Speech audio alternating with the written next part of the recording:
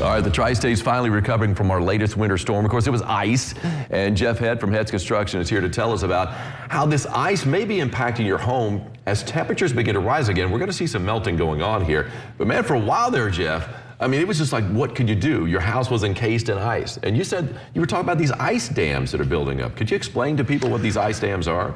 Yes, an ice dam is when the snow and the ice is on the roof, right, and then the inside temperatures of the building go up through the attic, and then it hits that, and then that ice starts to melt. Or even on that sun that we had, I guess it was Wednesday. Right. I mean, it didn't get above freezing. There we got an ice dam. That is a perfect example of an ice dam. I was fortunate enough to be able to climb this roof here because they called me and said that water was pouring in, and I thought, how could it be? It's not even melting right now. I know. So I went over there, and sure enough, water was coming in. So I was able. The bad thing about most of these ice dams, and the way it was Tuesday and Wednesday, was you couldn't put a ladder anywhere to climb the roof. No, because it would slide. I mean, there's just no way. Exactly, and you couldn't get up there. But I was able to get up on this one. I had to have someone hold the ladder. Right. But I got up there and I busted all the ice out. Okay. And the guy who was holding the ladder went in, and the leak had stopped.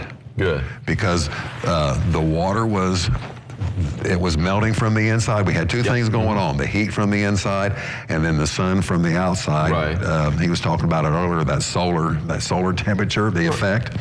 And so the water was running down the roof, and then it was hitting the ice. What can people do to avoid these ice dams? If we get something like this, hopefully we don't see another icing this winter, but if we do, what could they do? Okay, there's a couple things you can do. Sometimes you can do everything, and you're still going to get it. I mean, it's going to back up, but they make some products, and I brought some stuff in here. Okay. This is what we call an ice and water shield. Okay.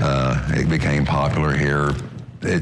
For a long time, they used to put it up in the north where they have this stuff all the time. Right. It was cold, and then now it's worked its way down here, and it's what they call an ice and water shield. And this would even work for snow, because snow, obviously, when it melts and freezes again, like we've seen a lot of refreezing going on, that becomes ice, obviously. Exactly. And just a sheet of ice, too, yeah. And the only time water goes against gravity is when it freezes and when it backs up. So we put this stuff, it's a peel and stick product. It sticks to the decking. Okay. It sticks to the decking, and then you don't put any nails in it, because this here will sticks to the decking. And then when you put your shingles and your starter strips down on there, you put the nails through the shingles, and then when this stuff heats up and the sun gets it, it adheres to the nails. Okay. And if a house does not have an overhang, or it has a very little overhang, and they don't want me to put this on it because of the expense, I won't do it, because I'm going to have a problem, and I don't like problems. Well, yeah, I hear you there. Nobody does. I got over 2,000 roofs under warranty, because we usually get 5 or 10 year workmanship on a roof warranty, and I got a couple thousand of them, and I've got 2 leaks from ice dams. Right. The only problems I got. We don't see them very often, but it's important to be protected against these, especially in winter. Like I said, you don't always get them with just ice. I mean, we get snow, and they can melt and turn into ice. And now another product that they make, there's the picture right there. There's the ice perfect dam right there. Example. Yeah, it is really good. Yeah, I'm holding the copy right here. Inside it gets warm, and it melts the snow and the ice, and then it runs down to the outside temperature, where it's still, the outside temperature is still cold, got the wind chill and all that stuff there. Yeah. Then it hits that, and then it will cause itself to back up. Now, again, you can do everything, and there's some certain spots where they may have walls built around it, especially on the north side where it don't get any sun. Right. They make cables that are heated. Actually, this building here, we put some on here a few years ago, because you all had a major ice dam. Oh, yeah. Caused thousands of dollars worth of damage.